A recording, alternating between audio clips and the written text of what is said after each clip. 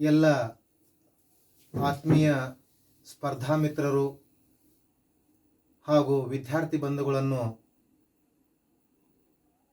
ನನ್ನ ಈ PSI ಹಾಗೂ KES ಇಂಗ್ಲೀಷ್ ಟ್ರಾನ್ಸ್ಲೇಷನ್ ಕ್ಲಾಸ್ಗೆ ಸ್ವಾಗತಿಸುತ್ತಾ, ನಾನು ಯಡವಣ್ಣವರ್ ಸರ್ ಅಂತ ಹೇಳಿ ಈ ಇಂಗ್ಲೀಷ್ ಕ್ಲಾಸನ್ನು ಪ್ರಾರಂಭ ಮಾಡ್ತಾ ಇದ್ದು, ಇಂಗ್ಲೀಷ್ ಭಾಷೆಯ ಒಂದು ಏರಿಯಾ ಎಷ್ಟು ಅಂತ ಹೇಳಿ ನೀವು ಕೇಳಿದರೆ ಅದಕ್ಕೆ ಸ್ಟ್ಯಾಂಡರ್ಡೈಸೇಷನ್ ಅಂತ ನಾವು ಹೇಳ್ತೀವಿ. ಯಾಕೆ ಸ್ಟ್ಯಾಂಡರ್ಡೈಸೇಷನ್ ಅಂತ ಹೇಳ್ತೀವಪ್ಪ ಅಂತ ಕೇಳಿದರೆ, learning of English language is like on ocean. English ಕಲಿಯುವುದು ಒಂದು ಸಾಗರವಿದ್ದಂತೆ, ಇಂಗ್ಲಿಷ್ ಜ್ಞಾನ ಅಂತಕ್ಕಂಥದ್ದು ಒಂದು ಸಾಗರವಿದ್ದಂತೆ. ಅಷ್ಟೇ ಅಲ್ಲ, learning of any subject is endless. ಯಾವುದೇ ಒಂದು ವಿಷಯವನ್ನು ನಾವು ಕಲಿಯಬೇಕಾದ್ರೆ ಅದು ಒಂದು ಎಂಡ್ಲೆಸ್ ಆಗಿರುತ್ತೆ. ಆದ್ಮೇಲೆ ನೀವೆಲ್ಲ ತಿಳ್ಕೋಬೇಕಾಗಿರೋದು ಏನಪ್ಪ ಅಂತ ಕೇಳಿದ್ರೆ, what is the syllabus of English language, or what is the syllabus of translation or spoken English ಅಂತ ಕೇಳ್ಬೋದು.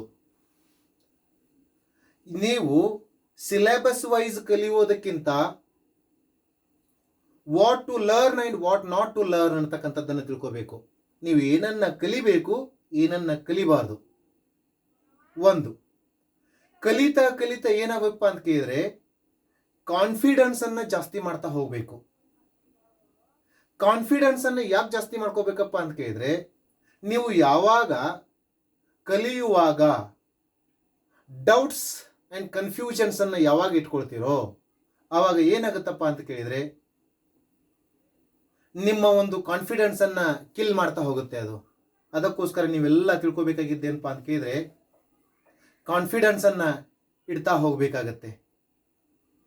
ನಾವು ಈ ಕ್ಲಾಸಿನಲ್ಲಿ ಅತ್ಯಂತ ಸರಳವಾಗಿ innovative way of learning, creative way of teaching ಅಂತ ನಾವು ಹೇಳ್ತೀವಿ. ಒಂದು ಹೊಸದಾದ ನಾವೀನ್ಯ ರೀತಿಯಲ್ಲಿ. ಯಾಕಪ್ಪ ಅಂತ ಕೇಳಿದರೆ, ಸಾಕಷ್ಟು ವಿಷಯಗಳು ನಿಮಗೆ ಕನ್ನಡದಲ್ಲಿ ಲಭ್ಯವಿದ್ದು, ಕನ್ನಡದಲ್ಲಿ ಇಂಗ್ಲಿಷನ್ನು ಸುಲಲಿತವಾಗಿ ಕಲಿಸತಕ್ಕಂಥ ಓದಿದ ತಕ್ಷಣ ನಮಗೆ ಬರತಕ್ಕಂಥ ಸಾಧ್ಯನೇ ಇಲ್ಲ. ಈ ಕ್ಲಾಸಿನಲ್ಲಿ ನಾವು ಏನು ಮಾಡ್ತೀವಪ್ಪ ಅಂತ ಕೇಳಿದ್ರೆ, ಇಂಗ್ಲೀಷನ್ನು ನಮ್ಮ ಒಂದು ಸರಳೀಕರಿಸ್ತಾ ನಮ್ಮ ಒಂದು ಮಾತೃಭಾಷೆಯಲ್ಲಿ ಭಾಷಾಂತರಿಸೋದು ಹೇಗೆ, ಮಾತೃಭಾಷೆಯ ವಾಕ್ಯಗಳನ್ನು ಇಂಗ್ಲೀಷ್ಗೆ ಹೇಗೆ ಭಾಷಾಂತರಿಸೋದು, how to translate the English language ಅಂತಕ್ಕಂಥದ್ದನ್ನು ನಾವು ನೋಡ್ತಾ ಹೋಗಬೇಕಾಗತ್ತೆ. ಒಂದು ವಿಷಯವನ್ನು ತಿಳ್ಕೊಬೇಕಾಗಿರ್ತಕ್ಕಂಥದ್ದು, ನಾವು ಇಂಗ್ಲೀಷನ್ನು ಯಾವ ವಯಸ್ಸಿನವರು ಕಲಿಬೇಕು ಅಂತಕ್ಕಂಥ ಪ್ರಶ್ನೆ ನಮ್ಮಲ್ಲಿ ಹುಟ್ಟಬಹುದು. ಆಸ್ ಎ ಕಾಂಪಿಟೇಟರ್ ಆಗಿ ನಾವು ಮಾತ್ರ ಕಲಿಬೇಕಾ? No. From KG to PG, KG ಇಂದ PG ವರೆಗೆ ನಮಗೆ ಇಂಗ್ಲಿಷದ ಅವಶ್ಯಕತೆ ಇದ್ದೇ ಇದೆ. ಹಾಗಂತೇಳಿ ನಾವು ಮೇಷ್ಟ್ರೆ ನೀವು ದೊಡ್ಡವರಿಗೆ ಮಾತ್ರ ಹೇಳ್ತೀರಾ ಅಂತ ಕೇಳಬಹುದು. ಹಾಗೇನಿಲ್ಲ. ಇಂಗ್ಲಿಷ್ ಓದಲಿಕ್ಕೆ ಬರ್ತಕ್ಕಂಥ ಯಾವುದೇ ವ್ಯಕ್ತಿ ಇರಬಹುದು, ಅವರು ಶಾಲಿ ಕಲಿಯಲೇಬೇಕಂತೇನಲ್ಲ. ಇಂಗ್ಲಿಷ್ ಓದಲಿಕ್ಕೆ ಬರ್ತಕ್ಕಂಥ ಯಾವುದೇ ವ್ಯಕ್ತಿ ಕೂಡ ಈ ಕ್ಲಾಸ್ಗಳನ್ನು ನೋಡ್ತಾ ಹೋದರೆ ತನ್ನ ತಲೆಯಲ್ಲಿರ್ತಕ್ಕಂಥ ಮಾತೃಭಾಷೆಯ ವಿಚಾರಗಳನ್ನು ಇಂಗ್ಲಿಷ್ಗೆ ತರ್ಜುಮೆ ಮಾಡಲಿಕ್ಕೆ ಪ್ರಯತ್ನಿಸ್ತಾನೆ ಅಂತಕ್ಕಂಥದ್ದನ್ನು ಭರವಸೆ ಕೊಡ್ತೀನಿ. ಆದ್ಮೇಲೆ ನಿಮ್ಗೆಲ್ರಿಗೂ ಒಂದು ವಿಷಯ ಏನಪ್ಪ ಅಂತ ಕೇಳಿದರೆ, ಜೊತೆಗೆ ಒಂದು ವಿನಂತಿ ಏನಪ್ಪ ಅಂತ ಕೇಳಿದರೆ, ನಾನು ಈಗಷ್ಟೇ ಈ ಕ್ಲಾಸನ್ನು ಪ್ರಾರಂಭ ಮಾಡ್ತಾ ಇದ್ದೀನಿ. ದಯವಿಟ್ಟು ಈ ಚಾನಲ್ಗೆ ಒಂದು ವೇಳೆ ನಿಮಗೆ ಕ್ಲಾಸ್ ಅರ್ಥವಾಗುತ್ತೆ ಎನ್ನುವ ಹಾಗೆ ಇದ್ದರೆ ಮಾತ್ರ ಸಬ್ಸ್ಕ್ರೈಬ್ ಆಗಿ. ನಿಮಗೆ ಕ್ಲಾಸ್ ತಿಳಿತಾ ಇದ್ರೆ ಮಾತ್ರ ಲೈಕ್ ಮಾಡಿ. ಹಾಗೆ ನಾನು ಕಲಿತಾ ಇದ್ದೀನಿ, ಇನ್ನೊಬ್ಬರಿಗೆ ಉಪಯೋಗ ಆಗಲಿ ಅನ್ನತಕ್ಕಂಥ ಒಂದು ವಿಚಾರ ನಿಮ್ಮಲ್ಲಿದ್ರೆ ಅದನ್ನು ಶೇರ್ ಮಾಡ್ರಿ. ಯಾಕಪ್ಪ ಅಂತ ಕೇಳಿದರೆ ಈಗ ಸಾಕಷ್ಟು ಚಾನೆಲ್ಗಳ ಹುಟ್ಕೊಳ್ತಾ ಇದ್ದಾವೆ, ಸಾಕಷ್ಟು ಒಂದು ಟೀಚರ್ಸ್ಗಳು ಹುಟ್ಕೊಳ್ತಾ ಇದ್ದಾರೆ. ಯಾವುದಕ್ಕೆ ಸಬ್ಸ್ಕ್ರೈಬ್ ಮಾಡ್ಕೋಬೇಕು, ಯಾವುದಕ್ಕೆ ಸಬ್ಸ್ಕ್ರೈಬ್ ಮಾಡ್ಕೋಬಾರ್ದು ಅಂತಕ್ಕಂಥದ್ದು ಎಲ್ರಿಗೂ ಕೂಡ ಒಂದು ಗೊಂದಲ ಇರುತ್ತೆ. ನಿಮ್ಮಲ್ಲಿ ವಿನಂತಿ ಏನಂತಂದ್ರೆ, ನಂದು ಸಬ್ಸ್ಕ್ರೈಬ್ ಮಾಡ್ಕೊಳ್ರಿ ಅಂತ ನಾನು ಹೇಳೋದಿಲ್ಲ. ನಾನು ಹೇಳ್ತಕ್ಕಂಥ ವಿಷಯ ನಿಮಗೆ ಅರ್ಥವಾಗುತ್ತೆ ಅನ್ನೋ ಹಾಗೆ ಇದ್ರೆ ಮಾತ್ರ ನೀವು ಸಬ್ಸ್ಕ್ರೈಬ್ ಮಾಡ್ಕೊಳ್ರಿ. ನಾನು ಹೇಳ್ತಕ್ಕಂಥ ವಿಷಯ ನಿಮಗೆ ತಿಳಿತಾ ಇದೆ, ನಿಮಗೆ ಮನಸ್ಸಿಗೆ ಖುಷಿ ಅನಿಸ್ತಾ ಇದ್ರೆ ಮಾತ್ರ ಲೈಕ್ ಮಾಡಿ. ಯಾವುದೇ ವಸ್ತುವನ್ನು ನಿಮಗೆ ಖುಷಿ ಆದಾಗ ಮಾತ್ರ ಲೈಕ್ ಮಾಡ್ತಿರಲ್ಲ, ಹಾಗೇ ಕೂಡ ನಿಮಗೆ ನಾನು ಹೇಳ್ತಕ್ಕಂಥ ವಿಷಯ ಅರ್ಥ ಆಗುತ್ತೆ ಅನ್ನೋ ಹಾಗಿದ್ರೆ ಮಾತ್ರ ಲೈಕ್ ಮಾಡಿ. ನಾನು ಒಂದು ವಿಷಯ ಹೇಳಿಕೊಡ್ತೀನಿ ನಿಮಗೆ. ಯಾಕಪ್ಪ ಅಂತ ಕೇಳಿದ್ರೆ, ಇಂಗ್ಲಿಷ್ ಅಂದರೆ English is a window to the world. English ಭಾಷೆಯು ಜಗತ್ತಿನ ಕಿಟಕಿ ಇದ್ದಂತೆ. ನಮಗೆ ಯಾವುದೇ ಒಂದು ವಿಷಯದ ಜ್ಞಾನ ಇರಲಿ, ಯಾವುದೇ ಒಂದು ವಿಷಯದ ಒಂದು ನಮಗೆ ಸಂಪೂರ್ಣ ಒಂದು ಜ್ಞಾನವನ್ನು ತಿಳ್ಕೋಬೇಕಾದ್ರೆ, ಉದಾಹರಣೆಗೆ ಸೈನ್ಸ್ ಆ್ಯಂಡ್ ಟೆಕ್ನಾಲಜಿ, ಕನ್ನಡದಲ್ಲಿ ಒಂದು ಸೋರ್ಸಸ್ ಕಡಿಮೆ ಇವೆ. ಅದನ್ನು ನಾವು ಇಂಗ್ಲಿಷ್ ಓದಿ ಅರ್ಥ ಮಾಡ್ಕೋಬೇಕಾದ್ರೆ we should known the English language compulsorily. ನಮಗೆ ಇಂಗ್ಲಿಷ್ ಭಾಷೆ ಅಂತಕ್ಕಂಥದ್ದು ಕಡ್ಡಾಯವಾಗಿ ಗೊತ್ತಿರಲೇಬೇಕು. ನಿಮಗೆಲ್ಲ ಗೊತ್ತು, education is light of life. Education is light of life. ನಿಮಗೆ ವಿದ್ಯೆಯೇ ಬಾಳಿನ ಬೆಳಕು ಅಂತ ಗೊತ್ತು. ಬಟ್ ಆ ವಿದ್ಯೆಯ ಬೆನ್ನೆಲುಬು ಯಾವುದು ಗೊತ್ತಾ? ಇಂಗ್ಲಿಷ್ ಅಂತ ಹೇಳ್ತೀವಿ. Education is light of life. English is backbone of education. Because English is indispensable for all competitions ಅಂತ ಹೇಳ್ತೀವಿ ನಾವು. ನೀವು ಯಾವುದೇ ಒಂದು ಎಕ್ಸಾಮನ್ನು ಬರೀಲಿಕ್ಕೆ ಹೋದರೆ ಅಥವಾ ಯಾವುದೇ ಒಂದು ಪ್ರೈವೇಟ್ ಕಂಪನಿಯಲ್ಲಿ ನೀವು ಜಾಬನ್ನು ಮಾಡಲಿಕ್ಕೆ ಹೋದರೆ ಅಲ್ಲಿ ಕಡ್ಡಾಯವಾಗಿ ಇಂಗ್ಲೀಷನ್ನು ಕೇಳ್ತಾರೆ. ಒಂದು. ಇನ್ನೊಂದು ಏನಪ್ಪಾ ಅಂತ ಕೇಳಿದ್ರೆ, what is the main differentiation between the oral language and return language? ಮೌಖಿಕ ಭಾಷೆಗೂ ಮತ್ತು ಬರಹ ಭಾಷೆಗೂ ಏನು ವ್ಯತ್ಯಾಸ ಇದೆ? ಎಲ್ರಿಗೂ ಒಂದು ಸಿಂಪಲ್ ಆಗಿರ್ತಕ್ಕಂಥದ್ದು, ಎಲ್ಲರೂ ಇಂಗ್ಲಿಷ್ ಮಾತಾಡ್ತಾರೆ. ಮೌಖಿಕ ಭಾಷೆ, oral language is the short form. ಮೌಖಿಕ ಅನ್ನತಕ್ಕಂಥದ್ದು ಶಾರ್ಟ್ ಫಾರ್ಮ್ ಆಗಿರುತ್ತೆ, ರಿಟರ್ನ್ ಅನ್ನತಕ್ಕಂಥದ್ದು ಡಿಸ್ಕ್ರಿಪ್ಟಿವ್ ಆಗಿರುತ್ತೆ. ಇದನ್ನು ನಾವು ಅರ್ಥ ಮಾಡ್ಕೋಬೇಕಾಗತ್ತೆ. ಯಾಕಪ್ಪ ಅಂತ ಕೇಳಿದರೆ, ಮಾತನಾಡುವಾಗ ಒಂದಿಷ್ಟು ತಪ್ಪಿದರೆ ನಡೆಯುತ್ತೆ, ಅಲ್ಲಿ ಯಾರೂ ಕೇರ್ ಮಾಡೋದಿಲ್ಲ. ಯಾಕಪ್ಪ ಅಂತ ಕೇಳಿದ್ರೆ, ಒಮ್ಮೆ ಪ್ರೊನೌನ್ಸಿಯೇಷನ್ ಆಗಿರ್ತಕ್ಕಂಥ ವರ್ಡನ್ನು ನಾವು ಮತ್ತೊಮ್ಮೆ ಪ್ರೊನೌನ್ಸಿಯೇಷನ್ ಮಾಡಲಿಕ್ಕೆ ಹೋಗೋದಿಲ್ಲ. ಇಟ್ ಈಸ್ ಪಾಸ್ಡ್ ಅವೇ, ಅದು ಪಾರಾಗಿ ಹೋಗಿಬಿಡುತ್ತೆ. ಆದರೆ ಬರವಣಿಗೆಯಲ್ಲಿ ತೋರಿಸಿರ್ತಕ್ಕಂಥ ವಿಷಯ ಅದನ್ನು ಪುನಃ ಪುನಃ ಅವಲೋಕನ ಮಾಡಬಹುದು ನಾವು. ಅದಕ್ಕೋಸ್ಕರ ಬರವಣಿಗೆ ಬಹಳ ಒಂದು ಅಚ್ಚುಕಟ್ಟಾಗಿ ಎನ್ನುವುದಕ್ಕಿಂತ ಬಹಳ ಒಂದು ಶಿಸ್ತುಬದ್ಧ ಆಗಿರಬೇಕು. ನೀವು ಹೇಗೆ ಬರೀತಿರೋ handwriting, that is depends upon you. ನೀವು ಹ್ಯಾಂಡ್ ರೈಟಿಂಗ್ ಹೇಗೆ ಬರೀತಿರೋ ನಿಮ್ಮ ಮೇಲೆ ಬಿಟ್ಟಿರ್ತಕ್ಕಂಥದ್ದು. ಆದರೆ ಸಿಂಟ್ಯಾಕ್ಸ್ ಅಂತ ಹೇಳ್ತೀವಿ ನಾವು, ವಾಕ್ಯ ರಚನೆ ಅಂತ ಏನು ಹೇಳ್ತೀವಲ್ಲ, ಆ ವಾಕ್ಯ ರಚನೆ ಅನ್ನತಕ್ಕಂಥದ್ದು ಬಹಳ ಮುಖ್ಯವಾಗಿರ್ತಕ್ಕಂಥದ್ದು. ಯಾಕಪ್ಪ ಅಂತ ಕೇಳಿದರೆ, ಅದೇ ನಮಗೆ ಅಂಕವನ್ನು ತಂದು ಕೊಡ್ತಕ್ಕಂಥದ್ದು.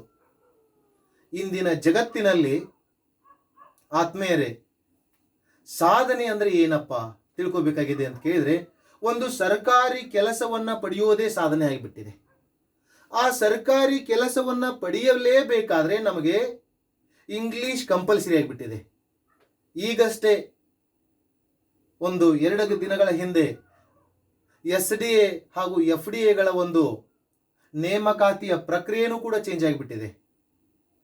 ಪೇಪರ್ 2 ಕನ್ನಡಕ್ಕಾಗಿ ಏನಿರುತ್ತಿತ್ತೋ ಅದರಲ್ಲಿ ಕಡ್ಡಾಯವಾಗಿ 35 ಅಂಕಗಳ ಒಂದು ಇಂಗ್ಲಿಷ್ ಪ್ರಶ್ನೆಗಳನ್ನು ಕೊಡ್ತಾ ಇದ್ದಾರೆ. ಜೊತೆಗೆ ಒಂದು ಮೈನಸ್ ಅಂಕಗಳನ್ನು ಕೊಡ್ತಾ ಇದ್ದಾರೆ. ಅದನ್ನೆಲ್ಲವನ್ನು ಅರ್ಥ ಮಾಡಿಕೊಂಡು ನಾವು ಎಲ್ರಿಗೂ ಹೆಲ್ಪ್ ಆಗಲಿ ಅಂಥೇಳಿ ನಾವು ಏನು ಮಾಡ್ತೀವಪ್ಪ ಅಂತ ಕೇಳಿದರೆ, ಈ ಕ್ಲಾಸನ್ನು ಪ್ರಾರಂಭ ಮಾಡ್ತಾ ಇದ್ದೀವಿ. ದಯವಿಟ್ಟು ತಮಗೆ ಅರ್ಥವಾಗುವ ರೀತಿಯಲ್ಲಿ ನಾವೇನಾದರೂ ಇದ್ದರೆ ದಯವಿಟ್ಟು ಸಬ್ಸ್ಕ್ರೈಬ್ ಮಾಡ್ರಿ ಅಂತ ಹೇಳ್ತಾ, ನಾವಿಲ್ಲಿ ವಾಟ್ ಈಸ್ ಗ್ರಾಮರ್ ತಿಳ್ಕೊಬೇಕು ನಾವು. What is grammar? What is grammar ಅಂತಕ್ಕಂಥದ್ದು. ವ್ಯಾಕರಣ ಎಂದರೆ ಏನು? ನಿಮ್ಗೆಲ್ಲ ಗೊತ್ತು. ವ್ಯಾಕರಣ ಅಂದ್ರೆ ಏನು? ನೀವು ಕೇಳ್ಬೋದು ಒಂದು ಪ್ರಶ್ನೆ. ಏನ್ ಕೇಳ್ಬೋದು? ಮೇಷ್ಟ್ರೆ, ನಾವು ಇಂಗ್ಲಿಶಿನಲ್ಲಿ ಮಾತನಾಡಬೇಕಾದ್ರೆ ಅಥವಾ ಇಂಗ್ಲಿಶಿನಲ್ಲಿ ಭಾಷಾಂತರಿಸಬೇಕಾದ್ರೆ ನಾವು ಗ್ರಾಮರ್ ಅನ್ನ ಕಲಿಯತಕ್ಕಂತ ಅವಶ್ಯಕತೆ ಇದೆಯೇ? Is there any necessity to learn the English grammar to make the any translation or to speak in English fluently? ಆದರೆ ಒಂದು ತಿಳ್ಕೊಬೇಕಾಗಿರ್ತಕ್ಕಂಥದ್ದು, ನಿಮ್ಮ ಉತ್ತರ take a pause and think over your self. ಒಂದು ಸ್ವಲ್ಪ ವಿಡಿಯೋನ ಪಾಸ್ ಮಾಡಿ ವಿಚಾರ ಮಾಡ್ರಿ. ಕಡ್ಡಾಯವಿದೆಯಾ? ಗ್ರಾಮರ್ ಅನ್ನ ಕಲಿತಕ್ಕಂಥ ಅಗತ್ಯ ಇದೆಯಾ ಅಥವಾ ಗ್ರಾಮರ್ ಅನ್ನ ಕಲಿತಕ್ಕಂಥ ಅಗತ್ಯ ಇಲ್ವಾ ಅನ್ನತಕ್ಕಂಥದ್ದು. ಕಡ್ಡಾಯವಾಗಿ ಗ್ರಾಮರ್ ಅನ್ನ ಕಲಿಯಲೇಬೇಕು. ಯಾಕಪ್ಪ ಅಂತ ಕೇಳಿದ್ರೆ, ನಾವು ಕನ್ನಡ ಮಾತನಾಡುವವರ ಮಧ್ಯೆ ಇಂಗ್ಲಿಷನ್ನು ಮಾತನಾಡಬೇಕಾಗಿದೆ, ಕನ್ನಡ ಮಾತನಾಡುವವರ ಮಧ್ಯೆ ಇಂಗ್ಲಿಷನ್ನು ಭಾಷಾಂತರಿಸಬೇಕಾಗಿದೆ. ಅದಕ್ಕೋಸ್ಕರ ನಮಗೆ ಇಂಗ್ಲಿಷ್ ಗ್ರಾಮರ್ ಅನ್ನು ಕಲಿಯಲೇಬೇಕಾಗಿದೆ. ನೀವು ಗ್ರಾಮರ್ ಅನ್ನು ಕಲಿಯತಕ್ಕಂಥ ಅವಶ್ಯಕತೆ ಇಲ್ಲ when you will be in England or America. ನೀವು ಅಮೇರಿಕಾದಲ್ಲೋ ಅಥವಾ ಇಂಗ್ಲೆಂಡ್ನಲ್ಲೋ ಇದ್ದಾಗ ಏನಪ್ಪಾ ಅಂತ ಕೇಳಿದ್ರೆ ವ್ಯಾಕರಣವನ್ನು ಕಲಿಯತಕ್ಕಂಥ ಅವಶ್ಯಕತೆ ಇಲ್ಲ. ನೀವೆಲ್ಲ ತಿಳ್ಕೊಬೇಕಾಗಿರ್ತಕ್ಕಂಥದ್ದು ಇಷ್ಟೇ ಮಿತ್ರರೇ, ವ್ಯಾಕರಣವನ್ನ ನಾವು ಶಿಸ್ತುಬದ್ಧಾಗಿ ಕಲಿತಾ ಹೋಗಬೇಕು, ವ್ಯವಸ್ಥಿತವಾಗಿ ಕಲಿತಾ ಹೋಗಬೇಕು. ನಾವೇನ್ ಮಾಡ್ತೀವಪ್ಪ ಅಂತ ಕೇಳಿದ್ರೆ, ಕನ್ನಡ ನಾವು ನೋಡಿದ ತಕ್ಷಣ ಇದು ಯಾವ ಕಾಲದ ವಾಕ್ಯ, ಇದು ಯಾವ ಒಂದು ಪ್ರಯೋಗದ ವಾಕ್ಯ ಅಂತ ಬಡ ಬಡ ಬಡ ಬಡ ಹೇಳ್ಬಿಡ್ತೀವಿ. ಆದ್ರೆ ತಿಳ್ಕೊಂಡ್ ಬಿಡ್ಬೇಕು, ಇಂಗ್ಲಿಷಿನಲ್ಲಿ ಒಂದು ಸ್ವಲ್ಪ ಕಷ್ಟ ಆಗತ್ತೆ. ಎಲ್ರಿಗೂ ಏನಪ್ಪಾ ಅಂತ ಕೇಳಿದ್ರೆ, everybody has known the English grammar. Everybody has the rich vocabulary, but they don't know how to use them. But they don't know how to use the rules and regulations of the grammar. ಎಲ್ರಿಗೂ ಗೊತ್ತು, past tense ಅಂದ ತಕ್ಷಣ ಭೂತಕಾಲ ಅಂತ ಹೇಳಿಬಿಡ್ತೀವಿ ನಾವು. ಆದ್ರೆ ತಿಳ್ಕೋಬೇಕಾಗಿರ್ತಕ್ಕಂಥದ್ದು ವಿಷಯ ಏನಪ್ಪಾ ಅಂತ ಕೇಳಿದ್ರೆ, ನಾವು ಅದನ್ನೇ ಭೂತಕಾಲದ ವಾಕ್ಯವನ್ನ ಹೇಗೆ ಬದಲಾವಣೆ ಮಾಡಬೇಕು, ವರ್ತಮಾನ ಕಾಲದ ವಾಕ್ಯವನ್ನ ಹೇಗೆ ಬದಲಾವಣೆ ಮಾಡಬೇಕು. ಕನ್ನಡದಿಂದ ಇಂಗ್ಲಿಷ್ಗೆ ಒಂದು ನಿಮ್ಗೆ ಹೇಳ್ತೀನಿ, 5ನೇ ತರಗತಿಯ ಮಕ್ಕಳು ನೀವು ಕಡ್ಡಾಯವಾಗಿ ಪರ್ಫೆಕ್ಟ್ ಆಗಿ ಇಂಗ್ಲಿಷ್ ಓದಲೇಬೇಕು ಅಂತ ಅರ್ಥ ಇಲ್ಲ. ಜಸ್ಟ್ HE ಹಿ ಅಂತ ಅನ್ಲಿಕ್ಕೆ ಬಂದ್ರೆ ಸಾಕು, ಅವ್ರು ಎಲ್ಲರೂ ಕೂಡ ಗ್ರಾಮರ್ ಅನ್ನ ಕಲಿಬಹುದು, ಅವ್ರು ಎಲ್ಲರೂ ಕೂಡ ಭಾಷಾಂತರವನ್ನ ಕಲಿಬಹುದು. ಹೌದಾ? ಓಕೆನಾ?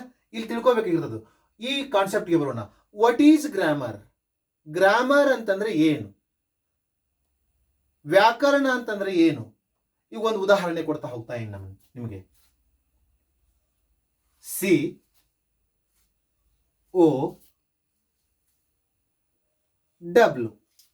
These are the individual letters ಅಂತ ಕರಿತೀವಿ ನಾವು, ವೈಯಕ್ತಿಕ ಅಕ್ಷರಗಳು ಅಂತ ಕರಿತೀವಿ ನಾವು. COW ಅರ್ಥ ಮಾಡ್ಕೊಳ್ಳಿ. CO ಮತ್ತು W ಅನ್ನ ಸೇರಿಸಿ ನಾವೇನ್ ಮಾಡ್ತೀವಪ್ಪ ಅಂತ ಕೇಳಿದ್ರೆ COW ಕೌ ಅಂತ ಹೇಳಿ ಮಾಡಿದೀವಿ. ಒಪ್ಕೊಳ್ತೀರಾ? ಇದೇ ಅಕ್ಷರಗಳನ್ನ OCW ಇಟ್ರೆ ನಡೆಯುತ್ತಾ? ವಿಚಾರ ಮಾಡ್ರಿ, ಟೇಕ್ ಅ ಪಾಸ್. ಅಥವಾ WOC ಇಟ್ರೆ ನಡೆಯುತ್ತಾ? ಇಲ್ಲ ತಾನೆ?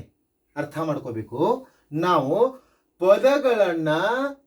ಅಕ್ಷರಗಳನ್ನ ವ್ಯವಸ್ಥಿತವಾಗಿ ಜೋಡಿಸ್ಬೇಕು, ಅಕ್ಷರಗಳನ್ನ ಸುವ್ಯವಸ್ಥಿತವಾಗಿ ಜೋಡಿಸ್ಕೋಬೇಕು. ಹೌದಾ? ಅಕ್ಷರಗಳನ್ನ ಸುವ್ಯವಸ್ಥಿತವಾಗಿ ಜೋಡಿಸಿಕೊಂಡಾಗ ಅದೇನಾಗುತ್ತೆ ರೀ? ಇದೇನಾಯ್ತು ಈಗ ಕೌ ಅಂತಕ್ಕಂಥದ್ದು? ವಿಚಾರ ಮಾಡ್ರಿ, ಏನಾಯ್ತು? ವರ್ಡ್ ಅಂತ ಹೇಳ್ತೀವಿ ನಾವು. ಏನಂತ ಹೇಳ್ತೀವ್ರಿ? ವರ್ಡ್ ಅಂತ ಹೇಳ್ತೀವಿ, ಪದ ಅಂತ ಹೇಳ್ತೀವಿ, ಶಬ್ದ ಅಂತ ಹೇಳ್ತೀವಿ. ಹೌದಲ್ವಾ? ಯಾಕಪ್ಪ ಅಂತ ಕೇಳಿದ್ರೆ COW, OCW ನಡೀಲಿಲ್ಲ, WCO ನಡೀಲಿಲ್ಲ. ಯಾಕಪ್ಪ ಅಂತ ಕೇಳಿದ್ರೆ COW ನಮಗೆ ಅರ್ಥ ಕೊಡಬೇಕು ಅಂತ ಹೇಳ್ತೀರಿ. ಎಸ್, ಒಪ್ಕೋಬೇಕು. ನಮಗೆ ಅರ್ಥ ಕೊಡುವಂತ ಒಂದು ಅಕ್ಷರಗಳ ಗುಂಪನ್ನ ಏನಂತ ಕರಿತೀವಪ್ಪ ಅಂತ ಕೇಳಿದ್ರೆ ವರ್ಡ್ ಅಂತ ಕರಿತೀವಿ. ಹಾಗಾದ್ರೆ ಇನ್ನೊಂದು ಕ್ವಶನ್ ನಿಮಗೆ, what is the heart part of the word? What is the heart part of the word? ಒಂದು ಪದದ ಹೃದಯ ಭಾಗ ಯಾವುದು ತಿಳ್ಕೋಬೇಕು. ಆ ಪದ ಅದು ಒಂದು ಇರ್ಲಿಲ್ಲ ಅಂದ್ರೆ ಪದ ನಡೆಯೋದಿಲ್ಲ. ಏನಪ್ಪಾ ಅಂತ ಕೇಳಿದ್ರೆ ಅದರ ಅರ್ಥ ಅದು ಯಾವುದಪ್ಪ ಅಂತ ಕೇಳಿದ್ರೆ ವಾವೆಲ್ ಅಂತ ಕರಿತೀವಿ ನಾವು. ಯಾವ್ದ್ರಿ? ವಾವೆಲ್. ವಾವೆಲ್ ಅಂತಂದ್ರೆ ಸ್ವರ. ಸ್ವರ ಇರ್ಲಿಲ್ಲ ಅಂದ್ರೆ ಏನಪ್ಪಾ ಅಂತ ಕೇಳಿದ್ರೆ ಯಾವುದೇ ಪದ ರಚನೆ ಆಗ್ಲಿಕ್ಕೆ ಸಾಧ್ಯನೇ ಇಲ್ಲ. ನೀವು ಕೇಳಬಹುದು ಏನಪ್ಪಾ ಅಂತ ಕೇಳಿದ್ರೆ, ಮೇಷ್ಟ್ರೆ FLY ಫ್ಲೈದಲ್ಲಿ ಯಾವ ಸ್ವರ ಇದೆ ಅಂತಕ್ಕಂಥದ್ದು ನೀವು ನನ್ನನ್ನು ಕೇಳಬಹುದು. Exactly, your guess is very right. ಹೇಳ್ತೀನಿ ನಿಮ್ಗೆ. ಇದನ್ನ ವಾಯನ್ನ ನಾವು ಏನಂತ ಕನ್ಸಿಡರ್ ಮಾಡ್ತೀವಪ್ಪ ಅಂತ ಕೇಳಿದ್ರೆ ಸಮಿ ವಾವೆಲ್ ಆಗಿ ಕನ್ಸಿಡರ್ ಮಾಡ್ತೀವಿ. ಸಮಿ ವಾವೆಲ್ ಆಗಿ ಕನ್ಸಿಡರ್ ಮಾಡ್ತೀವಿ. ಹಾಗಾಗಿ ಮುಂದೆ ಹೇಳ್ತಾ ಹೋಗ್ತೀನಿ ನಾನು ವಿವರವಾಗಿ ಪ್ರತಿಯೊಂದು ವ್ಯಾಕರಣ ಟಾಪಿಕ್ ಅನ್ನ ನಿಮಗೆ ತಿಳಿಯುವ ಹಾಗೆ, ಅರ್ಥವಾಗುವ ಹಾಗೆ ಹೇಳ್ತಾ ಹೋಗ್ತಾ ಇರ್ತೀನಿ. FLY ಎಲ್ಲ ವ್ಯಂಜನ ಇವೆ ಮೇಷ್ಟ್ರಿ, ಇಲ್ಲಿ ಯಾವುದೇ ಸ್ವರ ಇಲ್ಲ. ಹಾಗಾದ್ರೆ ಇಲ್ಲಿ ಪದ ರಚನೆ ಆಗಿದೆಯಲ್ಲ ಅಂತ ನೀವು ಕೇಳಬಹುದು. ಆದ್ರೆ ಇದೇನೋ ವಾಯ್ ಎನ್ನತಕ್ಕಂಥದ್ದು ಸೆಮಿ ವಾವೆಲ್ ಅಂತ ಹೇಳ್ತೀವಿ. ಇದು ಕೂಡ ವಾವೆಲ್ ಅಂತ ಕನ್ಸಿಡರ್ ಆಯ್ತು. ಹಾಗಾದ್ರೆ ಫ್ಲೈ ಅಂತ ಆಯ್ತು, ಐ ಅಂತ ಆಯ್ತು. ನೆನಪಿಟ್ಕೊಳ್ರಿ, ಸ್ವರ ಆಗಿ ಉಪಯೋಗ ಆಯ್ತು. ಒಂದು ಇದು ಹಾರ್ಟ್ ಪಾರ್ಟ್ ಆಯ್ತು. ಯಾವುದರ ಹಾರ್ಟ್ ಪಾರ್ಟ್? ವಾವೆಲ್ ಅಂತಕ್ಕಂಥದ್ದು ವರ್ಡ್ ಅದ ಒಂದು ಹಾರ್ಟ್ ಪಾರ್ಟ್ ಆಯ್ತು. ಹೌದಾ?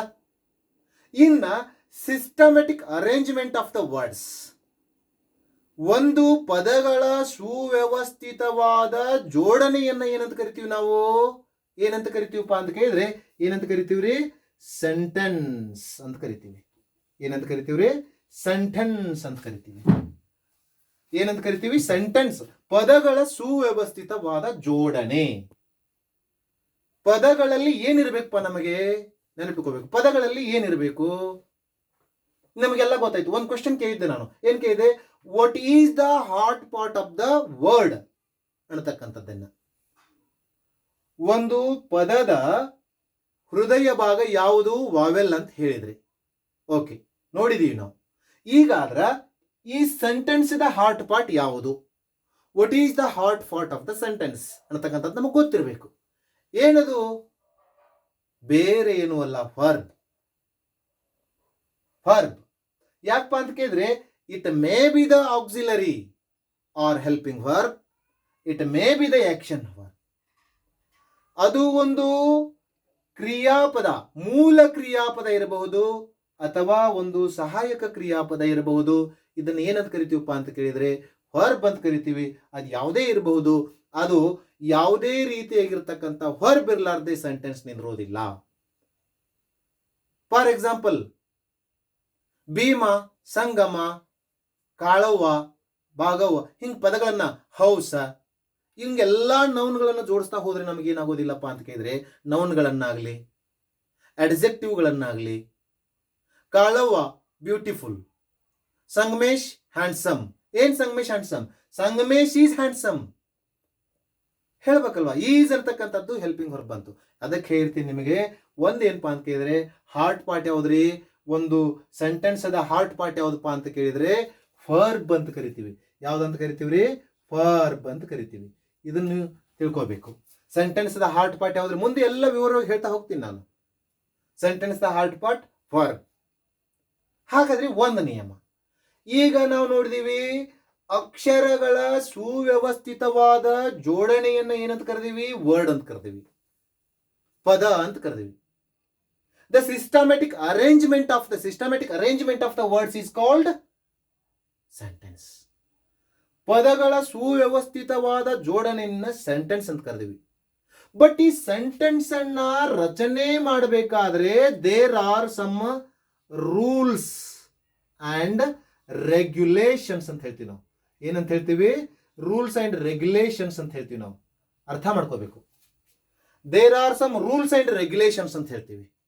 ಸೆಂಟೆನ್ಸ್ ಅನ್ನ ರಚನೆ ಮಾಡಬೇಕಾದ್ರೆ ನಾವು ರೂಲ್ಸ್ ಅಂಡ್ ರೆಗ್ಯುಲೇಷನ್ಸ್ ಅನ್ನ ಫಾಲೋ ಮಾಡಬೇಕಾಗುತ್ತೆ. ಆ ರೂಲ್ಸ್ ಅಂಡ್ ರೆಗ್ಯುಲೇಷನ್ಸ್ ಅನ್ನ ನಾವೇನಂತ ಕರಿತೀವಿ ರೀ? ಗ್ರಾಮರ್ ಅಂತ ಕರಿತೀವಿ. ಗ್ರಾಮರ್ ನೋಡ್ರಿ ಹೆಂಗದ ಗ್ರಾಮರ್ ಅಪ್ಪ ಅಂತ ಕೇಳಿದ್ರೆ, ಒಂದು ಅಕ್ಷರಗಳ ಒಂದು ಇಂಡಿವಿಜುವಲ್ ಅನ್ನ ಹಾಗೆ ಇಟ್ರೆ ಅರ್ಥ ಬರೋದಿಲ್ಲ. ಸಿಸ್ಟಮೆಟಿಕ್ ಆಗಿ ಜೋಡಿಸಿ ನಾವೇನ್ ಮಾಡಿದೀವಿ? ವರ್ಡ್ ಮಾಡಿದೀವಿ. ಪದಗಳನ್ನ ಸಿಸ್ಟಮೆಟಿಕ್ ಆಗಿ, ವರ್ಡ್ಗಳನ್ನ ಸಿಸ್ಟಮೆಟಿಕ್ ಆಗಿ ಜೋಡಿಸಿ ಸೆಂಟೆನ್ಸ್ ಮಾಡಿದೀವಿ. ಆ ಸೆಂಟೆನ್ಸ್ ಅನ್ನ ರಚನೆ ಮಾಡಬೇಕಾದ್ರೆ ರೂಲ್ಸ್ ಅಂಡ್ ರೆಗ್ಯುಲೇಷನ್ಸ್ ಅಂತ ಬೇಕಂತ ಹೇಳಿದೀವಿ. ಆ ರೂಲ್ಸ್ ಅಂಡ್ ರೆಗ್ಯುಲೇಷನ್ಸ್ ಅನ್ನ ಏನಂತ ಕರಿತೀವಿ? ಗ್ರಾಮರ್ ಅಂತ ಕರಿತೀವಿ. Grammar is nothing but grammar is a science of language which deals the rules and regulations of the language. ಒಂದು ಭಾಷೆಯ ನಿಯಮಗಳನ್ನ ಯಾವುದು ವ್ಯಕ್ತಪಡಿಸುತ್ತೋ, ಒಂದು ವಾಕ್ಯವನ್ನ ರಚನೆ ಮಾಡಲಿಕ್ಕೆ ಹೇಗೆ ನಾವು ನಿಯಮಗಳನ್ನ ನಾವು ವ್ಯಕ್ತಪಡಿಸ್ತೀವೋ, ನಿಯಮಗಳು ಬೇಕೋ, ಆ ನಿಯಮಗಳನ್ನೇ ನಾವೇನಂತ ಕರಿತೀವಪ್ಪ ಅಂತ ಕೇಳಿದ್ರೆ ವ್ಯಾಕರಣ ಅಂತ ಕರಿತೀವಿ. Grammar is a science. ವ್ಯಾಕರಣ ಒಂದು ವಿಜ್ಞಾನವಿದ್ದಂತೆ. which deals the rules and regulations of the language ಅಂತ ಕರಿತೀವಿ. which deals rules and regulations of the grammar ಅಂತಂದ್ರೆ ಗೊತ್ತಾಯ್ತು ನಮಗೆ, ಬಹಳ ಸುಲಭ ಅಂತಕ್ಕಂಥದ್ದು. ಹೌದಾ? ಒಂದು ಭಾಷೆಯ ವಾಕ್ಯ ರಚನೆಯ ನಿಯಮಗಳನ್ನ ತಿಳಿಸ್ತಕ್ಕಂಥದ್ದಕ್ಕೆ ನಾವೇನಂತ ಕರೆದೀವ್ರಿ? ವ್ಯಾಕರಣ ಅಂತ ಕರೆದೀವಿ, ರೂಲ್ಸ್ ಅಂತ ಕರೆದೀವಿ. ಎಸ್, ಈಗ ನೋಡೋಣ ಭಾಷೆಯ ಬಗ್ಗೆ ನಾವು ನೋಡ್ತಾ ಹೋಗ್ಬಿಡೋಣ ಇವಾಗ. ಹೌದಾ? ಭಾಷೆ ಅಂತಂದ್ರೆ ಏನು? ಏನಂದ್ರೆ ಭಾಷೆ ಏನಪ್ಪಾ ಅಂತ ಕೇಳಿದ್ರೆ, that may be the written, or that may be the sign, or that may be the oral. ಅದು ಒಂದು ಸಂಜ್ಞಾ ರೀತಿಯಲ್ಲಿ ಇರಬಹುದು, ಅಥವಾ ಬರಹ ರೂಪದಲ್ಲಿ ಇರಬಹುದು, ಅಥವಾ ಮೌಖಿಕವಾಗಿರಬಹುದು. ಅದಕ್ಕೇನಂತ ಕರಿತೀವಪ್ಪ ಅಂತ ಕೇಳಿದ್ರೆ ಭಾಷೆ ಅಂತ ಕರಿತೀವಿ ನಾವು. ಆ ಭಾಷೆಯಲ್ಲಿ ಎಷ್ಟು ವಿಧಗಳಿವೆ? ಲ್ಯಾಂಗ್ವೇಜ್ ಅಂತ ಕರಿತೀವಿ ನಾವು. ಲ್ಯಾಂಗ್ವೇಜ್ ಅಂತ ಕರಿತೀವಿ. ಈ ಲ್ಯಾಂಗ್ವೇಜ್ ಅಲ್ಲಿ ಎಷ್ಟು ವಿಧಗಳಿವೆ? ಲ್ಯಾಂಗ್ವೇಜ್ ಅಲ್ಲಿ ಕೂಡ ಎರಡು ಭಾಗಗಳನ್ನ ಮಾಡ್ತೀವಿ. ಒಂದು ಫಾರ್ಮಲ್ ಲ್ಯಾಂಗ್ವೇಜ್,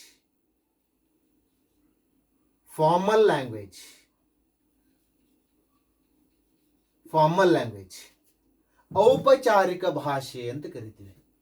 ಎರಡನೇ ಭಾಷೆ ಯಾವುದಪ್ಪ ಅಂತ ಕೇಳಿದ್ರೆ, ಭಾಷೆ ಎರಡನೇ ವಿಧ ಯಾವ್ದಪ್ಪ ಅಂತ ಕೇಳಿದ್ರೆ, ಸೆಕೆಂಡ್ ಟೈಪ್ ಯಾವ್ದಪ್ಪ ಅಂತ ಕೇಳಿದ್ರೆ ಇನ್ಫಾರ್ಮಲ್ ಲ್ಯಾಂಗ್ವೇಜ್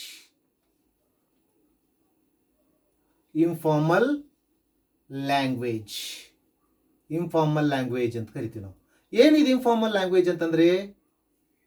ಇನ್ಫಾರ್ಮಲ್ ಲ್ಯಾಂಗ್ವೇಜ್ ಅಂತಂದ್ರೆ ಏನು? ಅನೌಪಚಾರಿಕ ಭಾಷೆ ಅಂತ ಕರಿತೀವಿ. ಮೇಷ್ಟ್ರೆ, ಭಾಷೆ ಒಂದು ಮಾತ್ರ ನಮಗೆ ಗೊತ್ತು, ಇದೇನು ಔಪಚಾರಿಕ ಭಾಷೆ ಮತ್ತು ಅನೌಪಚಾರಿಕ ಭಾಷೆ ಅಂತ ನೀವು ಪ್ರಶ್ನೆ ಕೇಳಬಹುದು ಸಾಮಾನ್ಯವಾಗಿ. That is really. ನಾವು ಸಾಮಾನ್ಯವಾಗಿ ನಿಮ್ಮ ಗೆಳೆಯನನ್ನ ಕರೆಯಬೇಕಾದ್ರೆ ಬಾರೋ ಹೋಗೋ ಅಂತ ಕರಿತೀವಿ. ದಟ್ ಈಸ್ ಇನ್ಫಾರ್ಮಲ್ ಲ್ಯಾಂಗ್ವೇಜ್, ಅನೌಪಚಾರಿಕ ಭಾಷೆ. ನಮಗಿಂತ ವಯಸ್ಸಿನಲ್ಲಿಯೋ ಅಥವಾ ಒಂದು ಹುದ್ದೆಯಲ್ಲಿಯೋ ಹಿರಿಯರಿರ್ತಕ್ಕಂಥವರಿಗೆ ನಾವು ಬನ್ರಿ ಹೋಗ್ರಿ ಅಂತ ಕರಿತೀವಿ. ಅದು ಯಾವ ಭಾಷೆಪ್ಪ ಅಂತಂದ್ರೆ ಫಾರ್ಮಲ್ ಲ್ಯಾಂಗ್ವೇಜ್. ದೊಡ್ಡವರಿಗೆ ಯಾವ ತರ ಭಾಷೆ ಬಳಸ್ತೀವಿ ಅದು ಒಂದು ಭಾಷೆನೇ ಬೇರೆ. ನಮ್ಮ ಈಕ್ವಲೆಂಟ್ ಹಾಗೂ ನಮಗಿಂತ ಚಿಕ್ಕವರಿಗೆ ಯಾವ ತರ ಭಾಷೆ ಬಳಸ್ತೀವಲ್ಲ ಅದು ಒಂದು ಭಾಷೆನೇ ಬೇರೆ. ಸೀನಿಯರ್ ಸಿಟಿಸನ್ಸ್ಗೆ which language we are going to use, that language is which language is we are going to use for senior citizens or high posted people. ಒಂದು ಉನ್ನತ ಹುದ್ದೆಯಲ್ಲಿ ಇರತಕ್ಕಂತ ಜನರಿಗೆ ಹಾಗೂ ಹಿರಿಯ ನಾಗರಿಕರಿಗೆ ನಾವು ಬಳಸ್ತಕ್ಕಂಥ ಭಾಷೆಯನ್ನ ಫಾರ್ಮಲ್ ಲ್ಯಾಂಗ್ವೇಜ್ ಅಂತ ಕರಿತೀವಿ. ನಮಗಿಂತ ಚಿಕ್ಕವರಿಗೆ ಹಾಗೂ ನಮ್ಮ ಒಂದು ಈಕ್ವಲೆಂಟ್ ಏಜ್ ದವರಿಗೆ ಯಾವ ಭಾಷೆಯನ್ನ ಬಳಸ್ತೀವಪ್ಪ ಅಂತ ಕೇಳಿದ್ರೆ ಇನ್ಫಾರ್ಮಲ್ ಲ್ಯಾಂಗ್ವೇಜ್ ಅನ್ನ ಬಳಸ್ತೀವಿ.